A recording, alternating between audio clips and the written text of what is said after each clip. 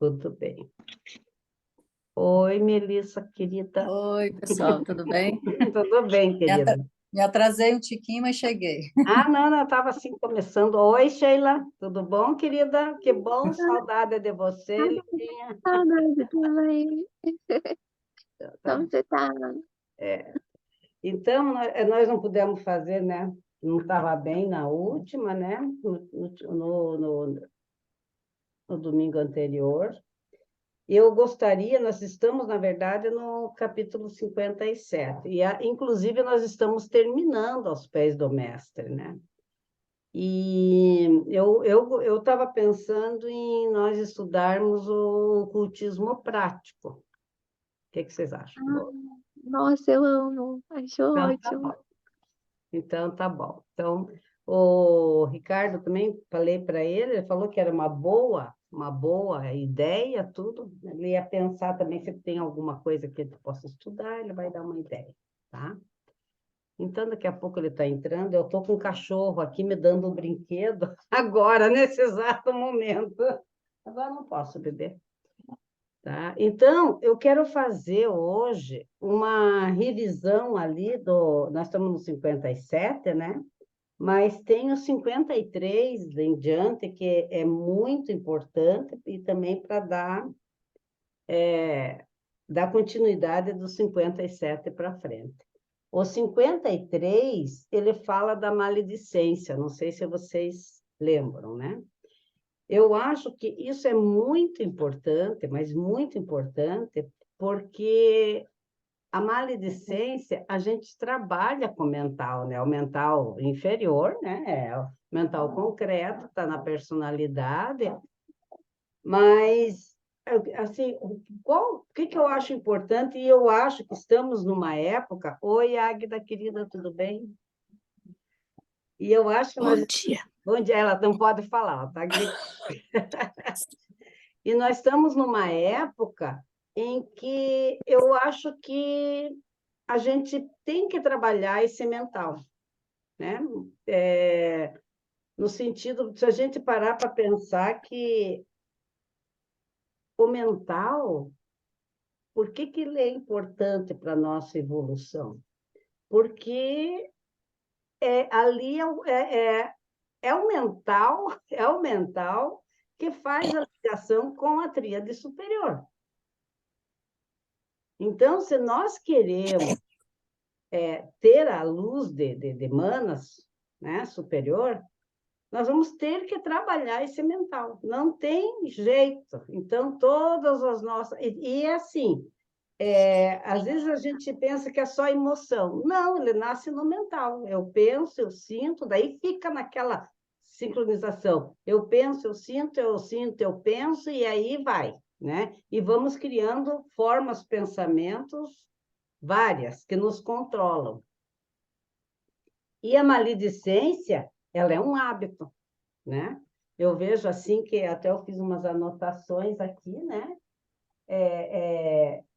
A maledicência, eu vejo que ele fala daí mais para frente, ele diz: a maledicência enche a vizinhança de maus pensamentos e enche a tua própria vida, né? Nós temos esse costume. Uma coisa, eu li uma reportagem esses dias aí, eu fiquei abismada, assim, eu fiquei pensando muito nisso.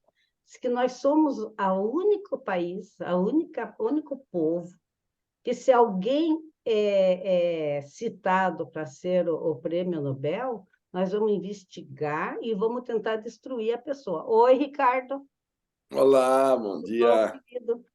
Então, isso aí é maledicência, é tentar achar o que tem de negativo. Estou dizendo, eu puxei lá do 53, porque daí ele é da maledicência, né? Ele tem o 1, o 2 e o 3.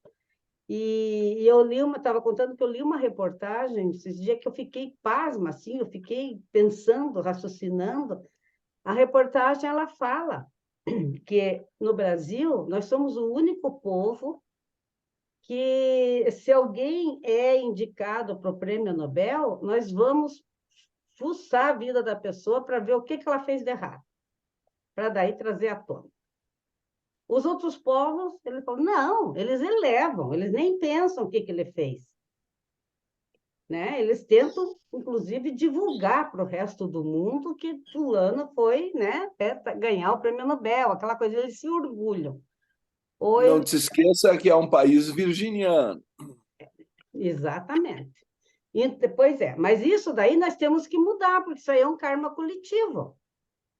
Nós temos que mudar, quer dizer que a pessoa faz um monte de coisa boa, daí lá, vamos dizer, lá atrás, ela fez uma coisa ruim, aí nós vamos nos basear por isso, né? Sem contar que nós provocamos um monte de dano nesse processo. Então,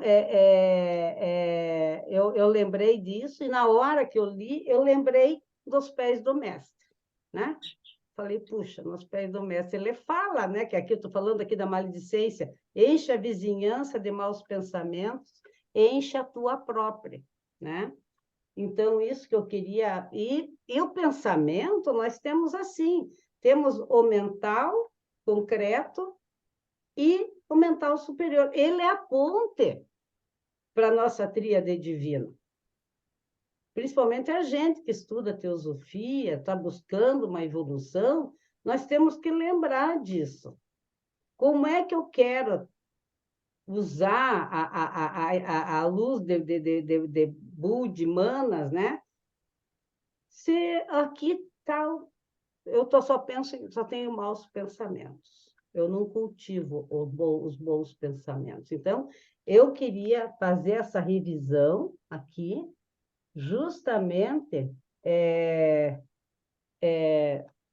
lembrar disso, lembrar da importância de se trabalhar essa questão da mente. Ricardo, eu queria que você me confirmasse, uma vez você falou, uma vez você veio para Curitiba, aquelas épocas que vinha aí, 10 anos atrás, que faltava uns 800, 900 anos para mudar de subraça. Isso é... Bom, o que nós temos dito é que no século 27 vai começar oficialmente a sexta raça raiz. Nós estamos na quinta subraça. Então, se tu fizer a conta, tu já está ganhando aí, porque nós estamos no século 21, só faltam ainda 600 anos. Uhum. Mas, quando muda uma raça raiz, ela é feita sempre em cima da modalidade mais próxima do sub-raio da raça anterior. Uhum. Então, quando foi fundada a quinta raça raiz, o Manu segregou uma porção da quinta, vejam, não é por acaso esse número, quinta sub-raça da quarta raça raiz, que é a raça semita original. Por isso que os judeus foram segregados como povo escolhido. Uhum. Tá? Dessa segregação, ele elaborou o ingresso da quinta raça raiz, que também era uma raça originalmente segregada, que formou os brahmanes. Os brahmanes não podiam cruzar com os dravidianos. E daí surgiu o sistema de castas, em que os que eram os bramânicos puros eram da quinta raça, vamos dizer, do molde original do Manu, descendentes diretos. Os dravidianos, ou que tinham mais sangue dravidiano, eram os Shudras, e havia ainda 2 graus de mescla, que eu não sei se vocês sabem que casta em sânscrito é Varna, que quer dizer cor. Então, são diferentes gradações. Agora, nos dias modernos, falar desse assunto se tornou impossível. Se vocês quiserem entrar no tema, eu recomendo o Fundamentos de Teosofia do Jinajadasa, que alguns membros da diretoria não queriam mais publicar porque entrava nesse assunto. Tá? Existe um lado físico da questão e existe um lado da consciência. Então, tu podes dizer que cada raça desenvolve um novo sentido. A sexta raça vai desenvolver a clarividência. Tá? Mas só os descendentes diretos do Manu, no início, vão ter essa facilidade. Porque o corpo dele ele vai se encarnar, eu suponho, neto de si mesmo, tantas vezes quantas for necessário, para imprimir alteração genética segundo diagramado ali o design do plano divino, que alguns chamam de design divino, agora na moda. Né?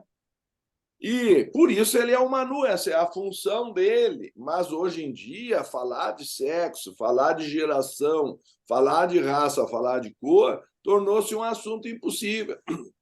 Do ponto de vista teosófico, todos os seres são espirituais e são iguais perante Deus. Mas nós temos mescla segundo o nosso temperamento. Sim. Sim.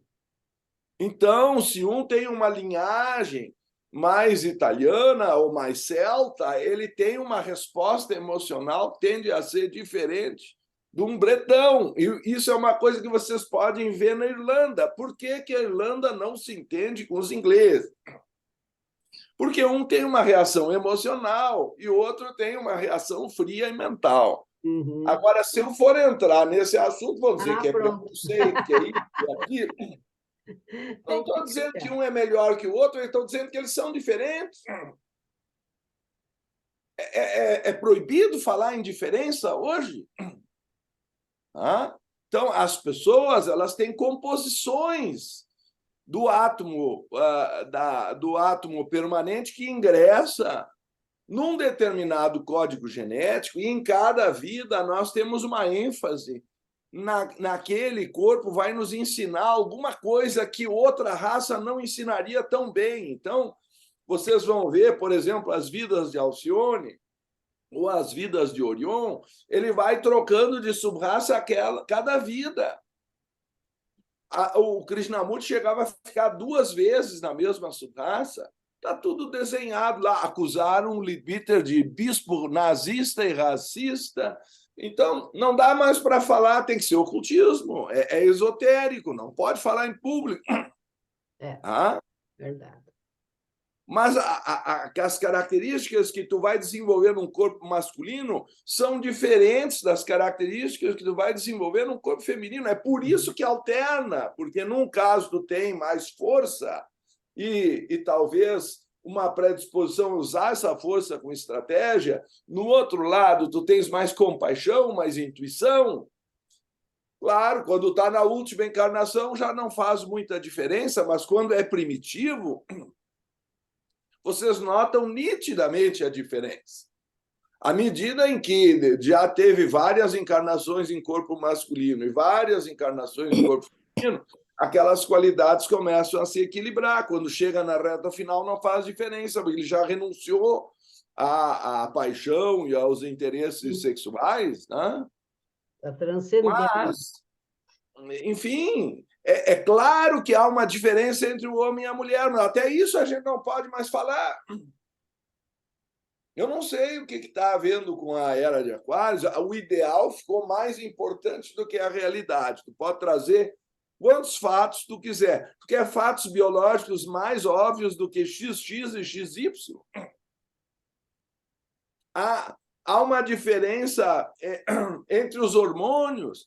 Aí, de repente, teve um caso lá, acho que foi na Inglaterra, sei lá qual foi a Olimpíada, que um sujeito desse que se apresentou como dizendo que se sentia mulher ganhou o primeiro prêmio, a medalha de ouro de natação, mas tu olhava para o corpo dele, Acho um absurdo. né? O tamanho e a musculatura dele não são produzidos, né, por estrogênio. Você já pensou no box? Testosterona. Você já pensou no box isso? Pois é. Ou na corrida de 100 metros rasa, é preconceito dizer que o homem corre mais que a mulher? Não, o problema é a quantidade de hormônio que aquele corpo recebeu desde o início. Agora, eu vou dizer assim para você, eu me sinto com 30 anos, tá? Então, eu sou jovem. Bom, graças a Deus. Mas o karma nos coloca num certo sexo, numa certa raça, numa certa sub-raça, num certo país, Para poder uma vivenciar. certa família, para desenvolver algumas características que são singulares, que estão faltando no nosso currículo. Sim, sim. Isso não se pode mais falar hoje em dia, porque vai nascer numa classe social diferente, vai nascer num corpo diferente, vai ter uma duração de vida diferente. Isso está lá no Yoga Sutra, Jati, Ayur e Bova. Então, não vão ter o mesmo grau de felicidade, uns vão ter. Isso é uma coisa que é fácil de ver no mapa astral. Tem uns que nascem com tanta quadratura, Sim. e outros parece que nasceram para levar uma vida fácil. Então, isso foi a primeira coisa que eu vi quando eu tinha 14 anos, comecei a fazer mapa astral. Por que que não se pode mais entender as diferenças dentro do plano divino? Elas têm um lugar especial. Existe uma escola única, Vaisheshika, vem do sânscrito Vishesha, que quer dizer singular. Não existem dois átomos iguais no universo. Tudo é diferente, é milagrosamente diferente. Não existe. Os spins são diferentes. As impressões digitais de gêmeos univitelinos são diferentes. Não é possível que nós tenhamos que redescobrir isso, porque queremos negar a realidade da natureza. Desculpe se eu me alonguei. Não, mas assim, já te dou a palavra, Helene. Eu não sei se o troço já está entalado na minha garganta. Está entalado em todo mundo. Eu vi uma reportagem, não sei se vocês viram, eu não sei, não me lembro o nome dela, é uma... acho que ela era artista plástica, sei lá, uma coisa assim. E ela era tida como ela entrou, conseguiu fazer a faculdade, teve um monte de coisa que ela ganhou, porque ela era afro-americana. Viu? E descobriram que não. Ela é... Acho que ela viu aqui. Os pais, os irmãos, todos são super, acho que eles são nórdicos, para aquele lado lá. Ela pintou o cabelo, ela usava aquele Rastafari e passava maquiagem para ficar preta. Pensa no absurdo. Então, fica difícil. A Elaine, o livro que o Ricardo citou, do General Jadasa, Fundamentos da Teosofia, eu ganhei de uma amiga lá em Rondônia, em 89. Ela até tem a dedicatória do filho dela para ela. Ela falou assim, olha, Tirza, o Paulo me deu esse livro, mas eu não entendo nada. E eu guardei. E foi com esse livro que eu fiz muitos cursos de introdução ao pensamento teosófico. Entende? Porque ele é perfeito, né? E tá aqui. Ele é perfeito. Ele é perfeito para a introdução da teosofia. Hoje ela está com 96 anos, está lá, está indo, tadinha. Fala, Elaine. Primeiro, agradecer por estar aqui, porque eu tenho faltado e me enrolei com os problemas de casa, mas muito feliz de estar aqui com vocês, de ver vocês mesmo que no ambiente virtual. Esse livro eu ganhei quando eu tinha 11, 12 anos, e eu li, foi um dos livros que eu mais li na minha vida, porque eu não entendia e lia mais para frente de novo, e lia de novo, e lia de novo, e vira e mexe eu leio de novo. É maravilhoso. E o outro comentário que eu fiz aí foi porque eu vi essa reportagem e ela disse que se apresentava como afrodescendente porque era assim que ela se sentia. E que é uma coisa meio doida, né?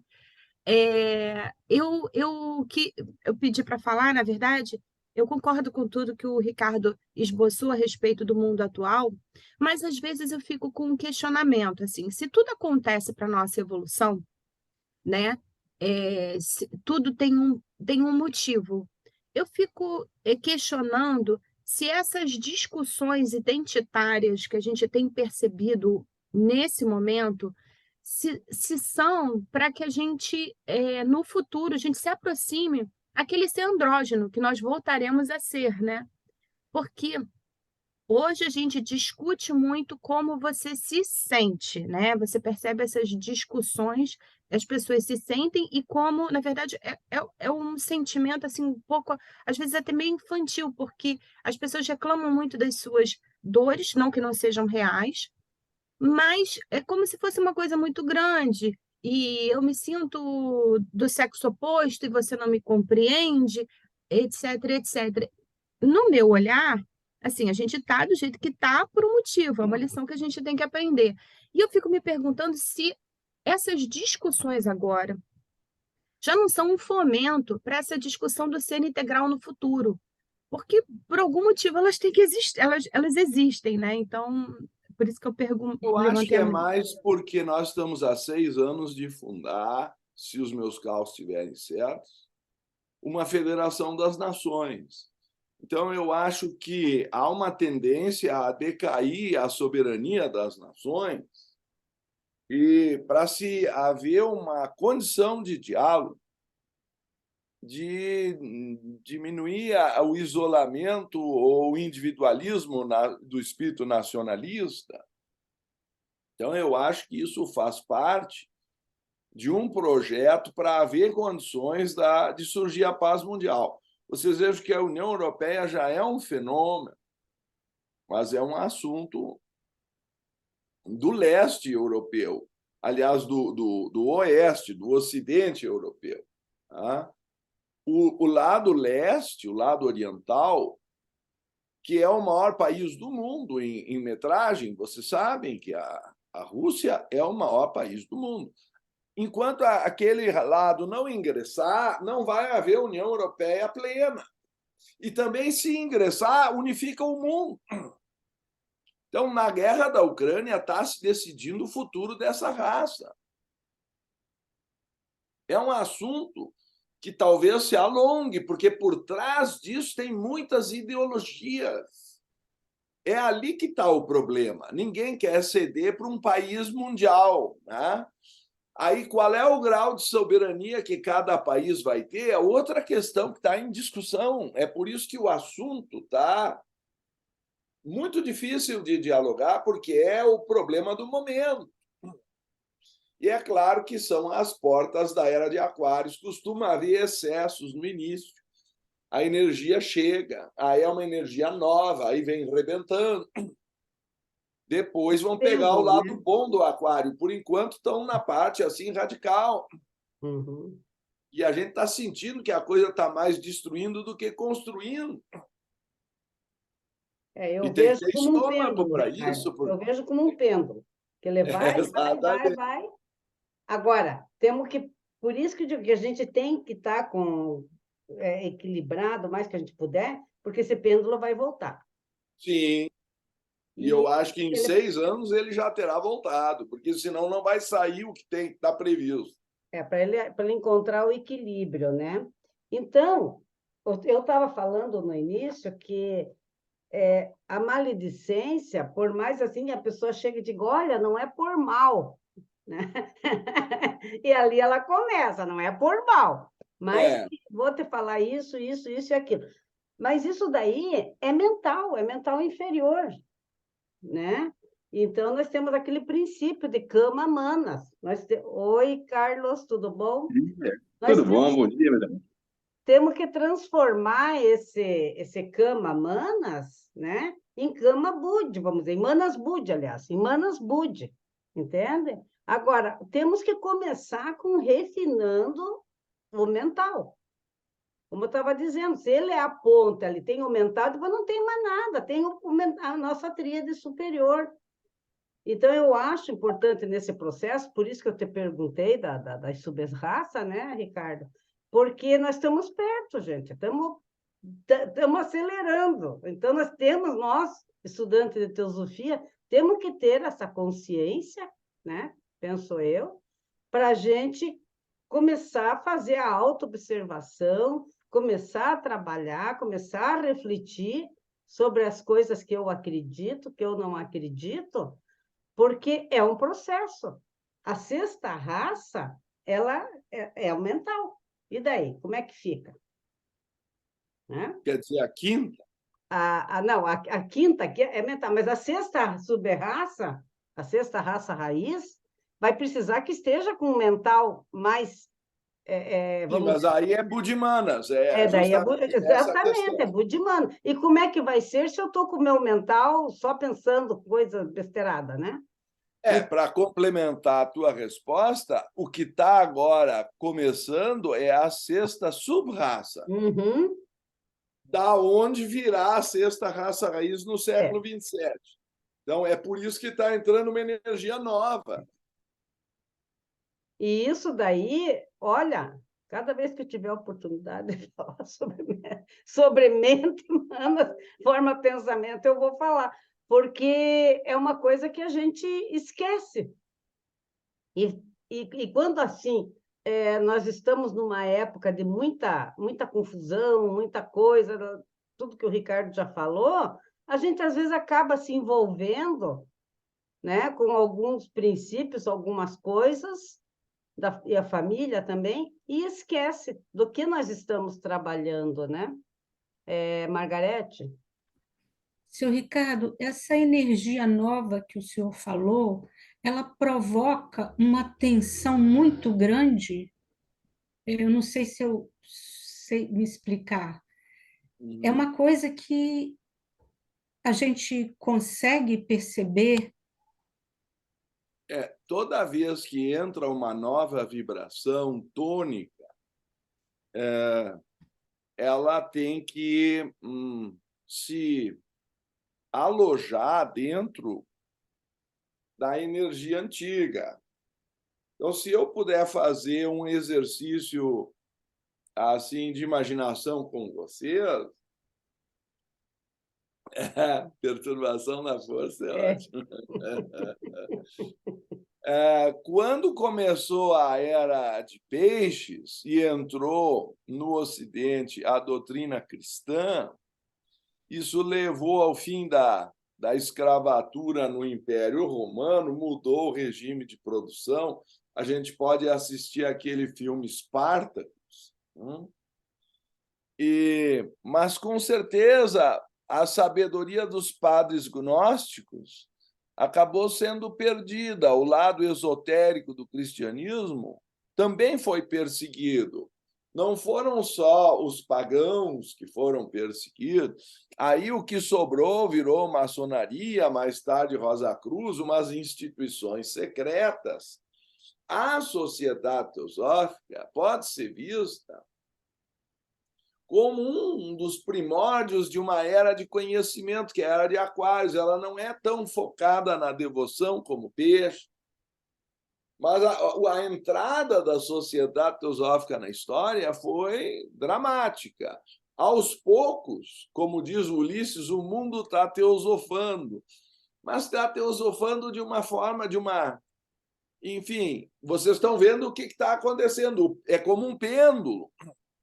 Aí, aqueles ideais de igualdade estão atropelando os valores da era anterior, que era devocional. Está surgindo um fenômeno cristofóbico que a gente não sabe explicar direito. Tudo que havia de bom na era de peixe também é considerado ruim. Jogam fora a água do banho junto com a criança. Que houve excessos da igreja na Idade Média, etc. e tal. Eu acho que todos vocês sabem, as cruzadas, a Inquisição, aquilo é imperdoável no que tange à visão do ensinamento do Cristo, é uma deformação completa. Vocês vão visitar o Museu da Tortura lá da Santa Inquisição, os instrumentos para quê? Em nome de Cristo, se a igreja fazia isso. Então, vocês notam que houve uma transição estranha. Também, quando vocês passam do Velho para o Novo Testamento, que era a era de Áries para a era de Peixes, a era de Áries era o senhor dos exércitos, era guerra atrás de guerra. Eu estava vendo aí umas passagens do livro de Samuel, outro dia, que eu fiquei até de olho arregalado quando eu comecei a ler aquilo. Era uma matança, usavam um cumprimento para saber quem morria, quem ia ficar vivo. Acho, não sei se queria que os outros fossem menores para subjugá-los. Umas coisas assim, cortando os tendões dos cavalos para eles não poderem mais correr. É de uma violência o Velho Testamento, e aí depois tudo isso é o grande rei Davi, enfim, escolhido por Yahvé. Então, é duro. Vocês olham a Era de Ares, o negócio era duro. Então, quando chega o Cristo e traz a doutrina do perdão, se vocês leem João 8,32, quando desculpe, é João 8, mas não me lembro bem o versículo, ele simplesmente tem aquela frase, vai embora e não peques mais, porque trazem a ele uma mulher. Mulher, na época, não era nada, já apedrejava logo, sabe? Pega em adultério flagrante, aquilo eles nem discutiam, já matavam. Então, a postura dele de perdoar, né, de entender que, enfim, era um ser humano, respeitar o feminino, né? Isso indica uma mudança de era. Mas eu não sei se até hoje se assimilou plenamente isso. E agora, entrando para o aquário, estamos com um problema, né, que não querem mais nem aceitar, nem masculino, nem feminino, nem coisa nenhuma. Então, cada vez que a era começa, o choque de pensamentos, a tônica é outra, e há uma tendência a querer destruir ou desvalorizar a anterior. Nós temos que salvar o que der. Não sei se fica claro. E aí leva uns 500 anos para a nova era se estabelecer, mais uns 1000 para ela se expandir, e aí os últimos 500 são de reavaliação. Então, a ciência, aí começa o oposto, que no caso seria o oposto de peixe foi virgem, aí dá a ressurreição da ciência. E aí a ciência e a religião entraram em colisão. Eu espero que isso acabe agora, né? Agora a colisão vai ser com os valores pessoais, com a palavra dada, com o afeto humano, coisas de leão, lealdade, sabe? Vai ser tudo na máquina, tudo muito frio, muito intelectual, muito virtual, não tem mais o afago. Enfim, deixo vocês perceberem. E agora está entrando aí o AI, né? A inteligência artificial. Pois é. Agora, eu posso estar errada, mas vai precisar o quê? Primeiro, discernimento. Eu vi você, Ricardo, você falou isso. Mas era o Ricardo? Vai ficar pior. Então, o discernimento entra e a gente vai ter que refinar esse corpo mental e emocional para poder entender isso e trabalhar com isso, com essa inteligência artificial que vem aí. Porque ontem eu tive a impressão, eu estava escutando um vídeo, e eu tive a impressão que a tecnologia parece que atropelando, porque estamos preparados para essa inteligência artificial, você me entende? Então, para isso, a gente precisa estar preparado. Então, sabe o que me pareceu? Não sei se eu consigo explicar. Que nós já deveríamos estar num certo ponto de evolução, a humanidade, mas a coisa não espera, né? O que é descobrir, né? O que é descobrir? É tirar o véu. Chegou a época de tirar o véu daquilo e vamos ver, está aqui, né? Quando foi descoberta a bomba atômica, a intenção não era, né? para a guerra. Bom, mas isso já é outro sintoma da era de Aquários, a energia Sim, nuclear. Se na sim. era de Peixes os descobrimentos foram marítimos, agora a coisa é espacial, né? Exatamente. Então fica cada vez mais aqui aos pés do mestre, ler diariamente, sabe? Para a gente poder refletir, fazer a autoobservação. Bom, no 58, ele diz. Então, ali na parte da maledicência, ele já, né, ele dividiu em 3. Daí tem, quanto à crueldade, pode ser de 2 tipos, intencional e não intencional. A crueldade intencional consiste em causar dor propositalmente a outro ser vivo. E este é o maior de todos os pecados, obra mais própria de um demônio do que de um homem. Dirias que nenhum homem poderia fazer tal coisa, mas os homens a têm feito frequentemente, e ainda hoje a estão fazendo diariamente. Os inquisidores Aí, ó, os inquisidores. a fizeram. Muitas pessoas religiosas fizeram em nome de sua religião. Os viviseccionistas a fazem. Muitos professores de escola a fazem habitualmente. Todas estas pessoas tentam desculpar a sua brutalidade, dizendo que é o costume. Mas um crime não deixa de ser crime porque muitos o cometem. Grande frase. O karma não leva em conta o costume, e o karma da crueldade é de todos o mais terrível. Na Índia, pelo menos, não pode haver desculpa para tais costumes, pois o dever de não causar dor é bem conhecido de todos. O destino reservado aos cruéis terá de cair também sobre todos os que intencionalmente matam criaturas de Deus, chamando a isso de esporte. Então, ele abrange tudo aqui, né? E aqui é bom levantar o karma coletivo que nós, no Brasil, possamos estar gerando para futuramente, né? Então, o discernimento, a compreensão, o não causar dor ao outro, nós temos que trabalhar muito isso. O Ricardo já falou aí bastante coisa. Você quer falar mais alguma coisa sobre o 58, Ricardo? Eu acho que a crueldade intencional é alguma coisa que deveria estar fora do nosso objeto aqui, se é que nós somos aspirantes à vida espiritual. Uhum. No entanto, ele mostra que gente religiosa cometeu em nome de Deus. Uhum.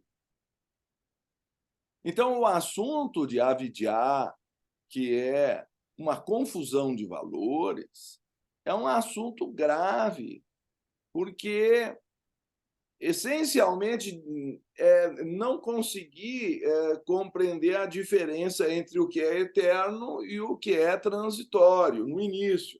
Mas com isso se perde a referência do que é puro e do que é impuro, do que é o bem e do que é o mal, e por último, Atma e Purusha e Prakriti, né? O espírito e a matéria. Mas veja que a definição de Patanjali para avidyā significa que é uma disfunção cognitiva. Uhum. No fim, é uma falta de discernimento. Quer dizer, se eu amar sem discernimento, por que o amor é o mais importante, mas vem por último? Porque até a crueldade é capaz de ser feita em nome de Deus. Se não houver discernimento, o fanatismo faz coisas horríveis. Uhum. Então, sei que tu não... Então, 59. Sei que tu não farias coisas tais como estas. E, pelo amor de Deus, quando a oportunidade se oferecer, falarás claramente contra elas. Existe, porém, a crueldade no falar, tanto quanto no agir. E um homem que diz uma palavra com a intenção de ferir a outra é culpado deste crime. Isso tu também não farias. Mas, às vezes, uma palavra descuidada causa tanta dor quanto uma maliciosa. Deve, pois, estar alerta contra a crueldade não intencional. Pois é, eu tive uma conversa com um irmão nosso aqui da Sociedade Teosófica. Eu nem sei se devo trazer esse assunto, mas para mim foi tão surpreendente a que ponto pode chegar essa questão do discernimento. Ele veio com a história da descriminalização do aborto e um defensor, pelo visto, muito intenso disso. Tudo que eu conheço das escrituras sagradas em todas as religiões vai na direção do não matar, a começar pelos 10 mandamentos e pelo Panchasila e pelo Ahimsa do yoga, tá? Panchasila do budismo. Então, a gente não deveria ser violento na medida em que almeja o espiritual. Tem outras pessoas que estão em outros caminhos. Por isso que estamos falando aqui da crueldade, né? Crueldade existe. A questão é, pode um aspirante espiritual ser cruel? Pode ele buscar a unidade da vida matando? Aí ele veio com um monte de argumentos da moça, do médico, disso, daquilo, não sei o quê. Mas vem cá, a era de peixes era muito simples, não está em condições de sustentar a criança ou por algum motivo a rejeita, leva para doação. Por que tem que matar? Mas a mente cria um monte de argumentos para justificar um assassinato de um ser inocente. Mas é um problema da lei. Sim, mas aí, daqui a pouco, um médico que é concursado no SUS, que é diplomado na universidade, por força da lei vai ser obrigado a fazer um aborto? Porque a dona Zizinha quer e daqui a uma semana ela pode estar arrependida? Mas aí entra a questão, o corpo é meu ou os órgãos geradores são da raça? Aquela criança é minha, eu faço com ela o que eu quero? Mata, ou sei lá o que ainda agora estão fazendo cirurgia de troca de sexo com 4 anos de idade, mas como é que é possível uma coisa dessa? Os pais dispõem assim? Então, eu fico me perguntando, não é? Tu bem disseste, isso é uma tecnologia. Hoje em dia se faz o aborto com uma facilidade que a mãe não corre mais o risco que corria antes. Antigamente, isso não se cogitava porque era mais provável que a mãe morresse. Mas agora que tem uma tecnologia, e isso era de Aquários, aí parece que é só assim como trocar uma fralda. Mas é uma vida que está ali. Então, a questão ela vai ficando sofisticada, como tu disseste, é a inteligência artificial, é a eutanásia, tem um monte de coisas que estão surgindo, é o aborto todo sofisticado, que nos fazem repensar os ensinamentos do Buda, de Cristo, de Moisés.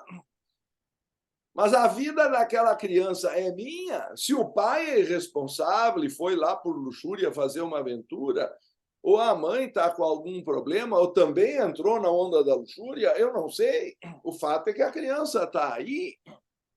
E aí vamos jogar lá fora? Vamos matar? Era muito simples. Na Idade Média, botavam num cestinho e entregavam lá no convento. Pelo menos não matava. Não sei se eu estou sendo muito conservador, vocês me digam, porque a nossa discussão era interminável, eu me sentia até, sei lá, mas para mim é uma vida. E aí eu recebi um WhatsApp que disse que o cara comparou com uma galinha, matar uma galinha, matar um feto é a mesma coisa, os dois têm nervo. Eu disse, meu Deus, onde é que nós estamos? Cadê o discernimento? E olha, Ricardo, eu atendo com a terapia holística há 30 anos. E eu digo para você que é muito comum as mães procurarem a gente porque não aguentam o remorso por há 20, 10, 15, 30 anos terem feito o aborto. Né? Então, se isso aí fosse normal e fosse certo, não haveria isso. Né? Mas se tu ainda incentiva, se tu libera geral... E como que o Carlos falou ali, Carlos? Você colocou, você escreveu aí, né? Não, nós acabamos de ler agora aos pés do mestre, né, que o costume não exime o karma. Exatamente. As pessoas fazem sem perceber que aquilo está gerando um karma absurdo para elas próprias, né? Porque em algum momento elas vão ter que pagar isso, né? Sabe, Carlos, é tão oportuno que tu diz. Eu ouvi de um outro membro, aí de uma mulher da sociedade, uma irmã nossa, dizer: quem não tem útero não vota nessa questão. Mas, eu nasci de um útero. A sucessão da raça, como é que eu não... E daqui a pouco eu sou pai, a mulher vai lá, aborta, nem fala comigo. Como é que fica isso? Eu não tenho uma participação nesse processo? Eu já sou mais radical que você. Eu acho que membro da sociedade teosófica, com esse tipo de pensamento, sabe? Não poderia. Tem que ter lá, sabe? Porque não dá. Mas deu palestra na escola de verão, vocês assistem. Eu sei. Não foi nenhuma questão, porque eu acho que assim, bom, eu tenho uma posição pessoal. Então, tudo bem, eu dentro da minha casa, perante a urna eletrônica, eu vou votar do jeito que eu quero. Uhum. Mas usar o púlpito da sociedade, eu fico constrangido. Não. Eu não sei o que vocês pensam, mas eu fico constrangido. Eu acho que tem coisas que, vamos dizer assim, essa questão do aborto, dentro da sociedade teosófica, se a gente prega o karma, pega o time ali, um livro inteiro sobre autocultura ali, que a gente estuda, que fala, não cabe, não dá, sabe? Não sei nem explicar, é inaceitável. Pronto, expliquei. Cris. Oi, Ricardo. Eu tenho me surgiu uma dúvida. Eu sei que as situações são diferentes e que o estado de evolução do animal não é do ser humano, porque o animal tem uma alma grupal e o ser humano uma alma individualizada, mas quando você citou a questão da eutanásia, eu já tive que eutanasiar vários animais pelo processo de sofrimento no qual eles se encontravam, que quase sempre um resgate é um problema, né? Na maioria das vezes a gente tenta de tudo e não há. E eu toda vez que eu tenho que tomar essa decisão, ela me causa um transtorno imenso e uma culpa enorme sobre isso sempre, né? Mas aí eu fico pensando quando aquele ser está ali agonizando mesmo, sabe? Num estado de tal sofrimento, e aí eu sempre peço a orientação, mas ela não vem, entendeu? É uma decisão que eu tenho que tomar de imediato ali, e eu sempre fico com uma culpa. E aí agora você falou da eutanásia, claro, eu sei que um ser humano é uma coisa e o animal é outra, mas nessa situação, ela é tão criminosa quanto?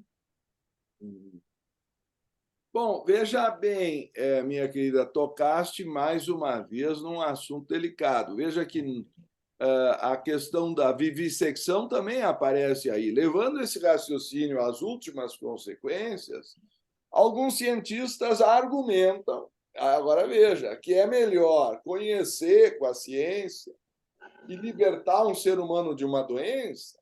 Então, da mesma forma, fazem vacinas e inoculam nos animais. Tem aquela história dos cosméticos que ficam botando nos olhos dos coelhos. E a justificativa é que é para não acontecer com os seres humanos. Então, submete os coelhos a isso. Mas se isso não é crueldade, então o que será? Então, quem sabe seja melhor ficar sem os cosméticos? Mas esse raciocínio não costuma ser feito. Eles só fazem o raciocínio de que é para evitar que os seres humanos tenham o problema, mas não levantam a questão de que o cosmético é uma coisa secundária, não é uma necessidade. Se tu levantar esse argumento, aí as empresas vêm contra ti, mas a verdade é essa. No que tange à eutanásia, o assunto fica muito mais delicado. Por quê? Porque com um animal, eu acho que é diferente, tu representando um ser que quer reduzir aquele sofrimento, tu estás interferindo numa alma cuja reposição é mais fácil. Eu tento imaginar assim, se eu matar um mosquito, tem gente que não mata mosquito. Os jainistas chegaram a discutir a questão de tomar ou não banho. Então, os vetâmbaras não tomam banho para não matar as bactérias do corpo. Aliás, é os ritâmbaras. Os vetâmbaras usam aquele filtro no nariz para não matar as bactérias respirando-as. Então, sabe, tudo bem, a ahimsa é a primeira qualidade, eu estava mesmo defendendo ela, mas tudo que é levado ao extremo, veja o que é a sustentação dos mistérios gregos. Conhece-te a ti mesmo era uma coluna do pórtico, a outra é nada em excesso. Toda vez que tu leva uma coisa aos extremos, tu chega num ponto que pode ficar difícil viver. Ricardo, Então, quanto a isso... desculpe, pensei que você tinha terminado. Não, eu estou só tentando raciocinar, de repente estou falando Não, demais. eu penso assim, que o animal, ele não tem karma, tá? O ser humano, ele tem o karma. Então, por exemplo, estamos lá com a senhorinha lá, né? A Lina, que eu ganhei o livro do General Jadasa, está com 90 anos, né? E está indo aos poucos, né? Mas a gente sabe que até esse último momento, ela está queimando o karma. Sim. E o que ela passar aqui não vai ser necessário no astral. No astral. O animal não tem isso. É diferente a qualidade. Diferente. Então, igual o Igor. Todo mundo sabe o quanto eu amava meu cachorro, né? Mas ele estava ele não conseguia respirar. Daí o médico chegou e falou assim, olha, ele tem no máximo mais 2 dias assim. O que você quer que eu faça? Ele não volta, não vai voltar, não tem condições. Né? Você quer que abrevie o sofrimento dele? Eu falei, com certeza. Pois é, mas nessa condição é diferente. Olha, tu me perdoe... É isso que ela está falando, é isso que a Cris... Mas o meu pai estava nessa situação. O médico chegou para mim e disse, olha, ele não está saturando com a cânula, agora só entubando. Ele tinha falta de ar. Agora, o meu pai, 2 semanas antes, teve sonho com, ou sei lá, visão. Ele disse que era uma visão. Ele simplesmente dizia: a minha mãe e o meu irmão vieram conversar comigo. Me deixa aí. Olha a expressão dele. Agora, o médico chega e me pergunta se eu quero entubar meu pai aos 90 anos com doença degenerativa. Não vai voltar mais. Eu disse: não, o tubo não. Não. Aí eu me preparei e foi difícil fazer extremunção com meu pai ofegante, com falta de ar, estava saturando menos de 70%. Tá? Então, fiz lá as unções e daqui a pouco ele foi. Mas é uma decisão que eu tive que tomar do meu próprio pai, na minha própria casa ou na casa deles. Tá? Se ele tivesse lá entubado no hospital, daqui a pouco entubavam ele ficava mais não sei quantos anos entubado. Sem então, precisar, né? Sem precisar. Isso eu queria revelar para vocês. A senhora Raula Bonita deixou ordens explícitas e por escrito para não ser entubada ou artificialmente prolongada a sua vida. Porque nós temos tecnologia hoje para fazer coisas que podem virar uma tortura. Para quem estudar aquela vida, além da natureza. Outra coisa, e aí é que está o problema da pergunta, não é da Cris, é que tem gente, o Alain Delon foi lá, que eu saiba, não tinha nada agudo. e dá um exemplo para o mundo, porque se é o Alain Delon, se sou eu, ninguém fica sabendo, mas se é o Alain Delon, outros vão querer ir para a Suíça para tomar umas injeções, Uhum. sei lá, está deprimido, não encontra mais, a Aham. esposa já morreu. Mas é o raciocínio que tu fizeste, nós estamos desgastando energia aqui para ter mais facilidade Sim. de nos Uhum. adaptar do lado de lá. Então, se por um lado a eutanásia no animal é uma coisa mais simples, Cris, eu acho que tu não precisa entrar nessa crise toda Também por causa acho. disso. Claro que a gente não gosta de fazer. Uhum. Outros argumentam que o aborto é a mesma coisa. E aí, como é que. Não, não, não, não, não, não. Agora, a eutanásia, no sentido de uma dor aguda, ou no sentido. O que os hindus faziam? Pegavam, botavam algumas moedas num paninho, num lenço, amarravam quando estavam desenganados, né? Amarravam no tornozelo e caminhavam para Kashi, para Varanasi, lá. Então, e eles faziam votos de não comer mais saindo de casa como andarilhos. E claro que ao longo de um mês ou pouco mais ou menos eles iriam falecer. Para que era o dinheiro? Para pagar a cremação. No Brasil iam roubar, mas lá eles respeitavam. O morto estava com o dinheiro no tornozelo, leva ele para o Ganges e queima ele. Ah? Mas essa convicção de que eu tenho que desgastar a energia vital antes de morrer, por que o jejum? Entendes o lado esotérico da questão? Não é um suicídio, dar um tiro na cabeça ou uma injeção. É uma coisa que vai desgastando a energia vital, como se fosse uma doença, porque a doença vai fazer isso. Para tu não chegar no astral com plena vitalidade no Uhum. duplete. Uhum. Então, eu fecho aqui o parênteses, isso aí seria uma discussão longa, Sim, sim. e eu vou pedir perdão se eu falei demais, mas eu vou ter que entrar agora na reunião da Reunião da igreja, que é às igreja. 11. Uhum. Tá. Faltam 2 minutos. Vai lá. Muito obrigado pela Obrigada atenção. a você, querido. Tchau. Tchau. Então, aqui, daqui a pouco nós encerramos também. Eu acho, Cris, que nesse caso, sinceramente, o animal não é igual. Ele não tem karma para queimar, entende? E ele está no sofrimento. Não sei se alguém quer falar aqui, quer colocar a sua ideia, o que que acha. Cada um pensa de um jeito, né? É muito sofrido para a gente, é muito sofrido, porque o Igor ficou no meu colo, eu fiquei acompanhando ele o tempo todo, entende? O médico deu a injeção nele, ele estava no meu colo, né? E quando o último suspiro dele, ele brotou sangue. Eu falei, de onde esse sangue? Ele falou, do pulmão. Ele estava com todo esse sangue no pulmão. Então, não tinha jeito mesmo, né? Que na verdade a gente faz mesmo, porque a decisão vem, a gente toma, Tirza. Também tomei com as minhas, né? Mas sempre fica aquela Eu né? não sei, eu tenho tanta certeza disso, sabe? Aquilo até que o Lidviter falou, que eles ficam um tempo com a gente, né?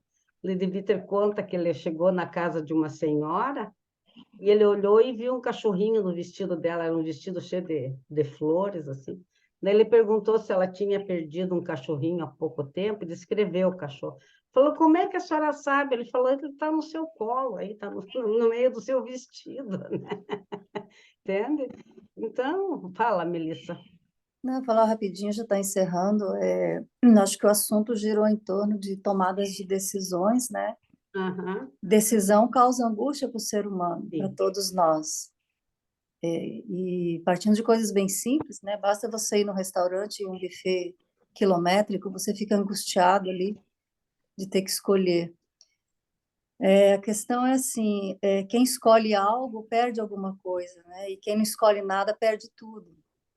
E nós vamos estar sempre nessa bifurcação das escolhas, né? Falamos assuntos bem sérios, né? De abortos e tudo mais. Hoje eu atendo lá na clínica forense, né? Lá da universidade, da psicologia, e não é simples, né? Eu como profissional e muitos, né? Nós nos vemos numa bifurcação. E não dizer para o outro que ele tem que fazer, não decidir não dizer o óbvio, tem que tomar essa decisão, né? Porque a gente parte do princípio que a gente incentiva, né, enquanto profissional, a que a pessoa entenda o que é melhor para ela, e se o melhor para ela é fazer um aborto ou matar alguém, é isso, ok, né? Parece frieza o que eu estou falando, mas, assim, decidir causa angústia para qualquer ser humano, né? E nós que buscamos esse caminho da espiritualidade, vamos também estar nessas decisões. Não é tão simples assim. Seja fazer eutanásia de um animal ou desentubar um parente que está em morte cerebral, enfim, não são coisas simples, mas o que importa é o que te motiva.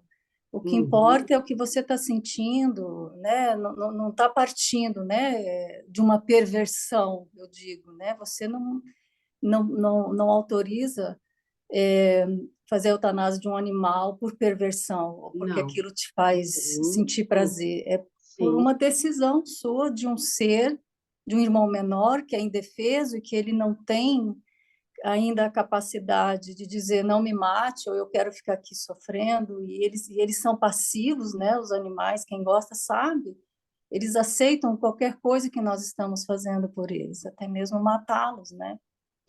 Mas é isso, é angustiante esse tema da decisão, ela não é simples, não é simples, então vamos nos suavizar com isso, né? Sim, E a com certeza. espiritualidade nos ensina o discernimento, acho que essa é a questão. Discernir cada dia o que decidir, desde os mais simples até as coisas mais complexas, né? Eu lembro que em 90 nós tínhamos uma diarista lá, e ela, mensalista, ela morava com a gente até. E ela engravidou, daí ela falou que ia fazer o aborto. Daí o Osmar falou para mim, converse com ela, nós morávamos juntos, converse com ela, né? Fala e tal. Eu expliquei da meu ponto, ainda falei para ela, do meu ponto de vista, falei tudo, né? Da espiritualidade, mas ela assim mesmo tem em fazer, né? Eu falei, então, como diz a Melissa, então, tivemos que aceitar, né? Daí eu falei para ela, olha, é a sua lição, que já era o terceiro aborto dela. Falei, é a sua lição que você talvez não esteja conseguindo fazer. Então, se for a sua lição, você vai engravidar de novo. Não deu outra, entende? Então, mas... E que nem as pessoas que chegam com remorso, a gente acolhe com muito carinho, com muito amor, não julga, né? Não julga, muito pelo contrário, se ela já está com remorso, não aguenta mais, como é que eu vou julgar, né? Então, eu acho assim que... Mas nós, teosofistas, nós temos que pensar nessa transição que nós estamos, tá? E que... Porque 700, 800 anos não é nada. Passa assim para a espiritualidade. Muitos de nós não reencarnam mais na quinta subraça. E eu acho que nós que somos estudantes, nós temos que cuidar disso, pelo menos conosco, né? É começar a trabalhar, purificar esse princípio que é o Kama Manas, né? E tentar, por isso que a observação é o importante, né? Então, daí nós vamos ficar aqui para a próxima reunião, daqui 15 dias, o capítulo 60. Não, 59. Não, já li o 59, é o 60, tá? O 60, e depois o 61, que vai entrar na superstição, e... Então, a gente não vai entrar no ocultismo prático ainda, Tisa? Agora não, vamos terminar, né? Eu acho que a gente termina agora na próxima, tá? Porque a gente até já falou, o 63 praticamente a gente já falou. Você não está conseguindo terminar esse da maledicência. Nossa, já faz 2 encontros que a gente está... Aos pés do Então, mestre... encerra, você tem que dizer assim, ó, acabou, não tem mais.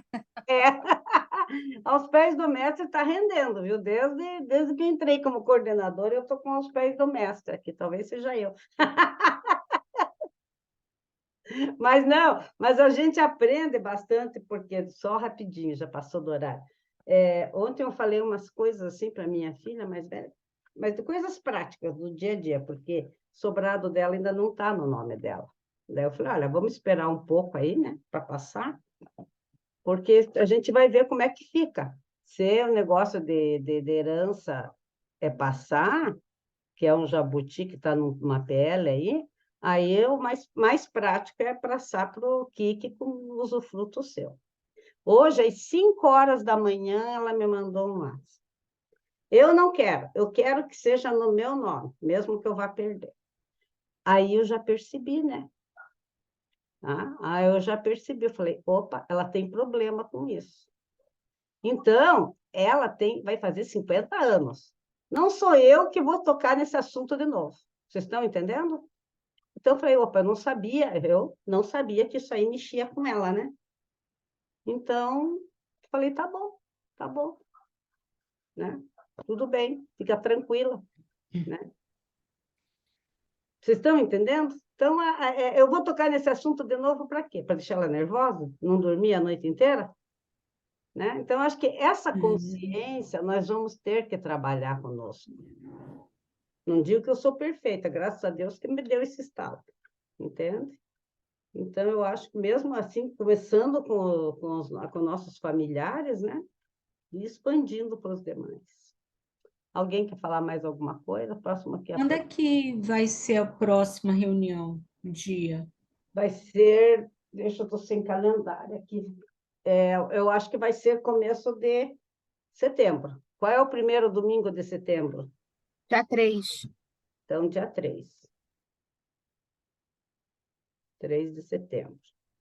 Só uma dúvida, até coloquei aqui, o próximo livro é o Ocultismo Prático, é isso? Eu estou pensando, até perguntei para vocês, tudo, se vocês concordam, né? Próximo livro para ser o Ocultismo Prático. Eu já conversei com o Ricardo, ele falou que também é uma excelente escolha, tal. Não sei se é um costume da gente, né, Melissa, de começar com os pés do mestre, ocultismo prático, voz do silêncio. Talvez É um seja ciclo vicioso. É um ciclo vicioso, mas se vocês tiverem algum outro livro, a gente... Mas, assim, cada vez que a gente estuda, parece que a gente não leu nada. Nossa, mas é verdade. Gente do Porque a céu, maturidade de entendimento é outra, né? que nem eu faz tempo que eu não trabalho com ocultismo prático, então também vai ser bom. Ah, eu adoro o cultismo Eu prático. adoro ocultismo prático, né? Então, Bom, de prático não tem nada, né? Só na de cabeça da prático. Blavatsky que aquilo é prático. Para ela é prático, né? Porque ela fazia com os pés nas costas, né? Exatamente. Agora, eu gosto também da voz do silêncio, né? Também. Sim, aí já é bem mais profundo o Mas negócio. Aí, aí é ladeira abaixo. aí é a ladeira abaixo, né? Não, Mas, perfeito. Eu adoro. Eu comprei o Ocultismo Prático, eu estava lendo e ele realmente é muito difícil. Então, ler com vocês vai ser ótimo. então tá. Então, vamos fazer o ocultismo prático, tá? E se vocês tiverem alguma outra ideia, na próxima reunião a gente dá tempo de discutir, porque talvez na próxima reunião a gente termine isso daqui. Cada vez que eu leio. O Ricardo, já vai, bebê. Você quer colo? Tem alguém aqui que está desesperado. Que o Ricardo se entusiasma, né? Porque ele adora o cultismo prático, então ele faz link com um monte de coisa. Mas eu acho que a gente ganha com isso, né? Tá bom, então, gente? Então, eu vou encerrar. Vamos fazer. Melissa, você não quer encerrar para nós? Então, respirando longo e profundamente, nos esvaziando de tudo que nós ouvimos, né? O recipiente cheio já não cabe mais nada, mesmo que nós tenhamos nos preenchido com informações benéficas, mas mesmo assim vamos nos esvaziar para que isso ressoe e que possamos desenvolver a nossa própria sabedoria. Que todos os seres possam ser felizes e serenos, que todos os seres possam estar livres do medo e da dor, que todos os seres possam viver no amor e na compaixão, e que todos os seres possam despertar as suas naturezas divinas e serem livres. Namastê. Gente, muito obrigada mesmo. Eu quero ver, talvez, não sei, eu tenho um aniversário, hoje é aniversário da Esther, quem conhece, está fazendo 80 anos. Ah, é. Eu vi lá no Face. E daí talvez é só quando eu voltar, é porque ele demora, porque eu gravo na nuvem, né? Então, daí ele Não, demora. senhora, vou fazer isso agora. Olha o Fazer negócio de agora. aniversário lá. Quem mandou, não tem autorização nenhuma para aniversário, não. Então, eu vou lá e daí eu deixo aqui para subir para o YouTube para mandar para vocês, tá bom? Tá, manda um beijão para ela, um abraço. Mais uma vez, Tisa, o Guete Lotus Branco te agradece. Ah, Tá? muito obrigada. A força foi Tá fantástica. bom, queridos? Eu Muito vou indo, tá? Um obrigada. beijo para vocês. Muito Beijo. obrigado, demais. Obrigada. Até a próxima. Olha, Tchau. Elizabeth, não tinha, né? Entrou de quietinha. Tchau, linda. Bom domingo a Tchau, bom todos. domingo a todos. Bom domingo a todos e boa semana.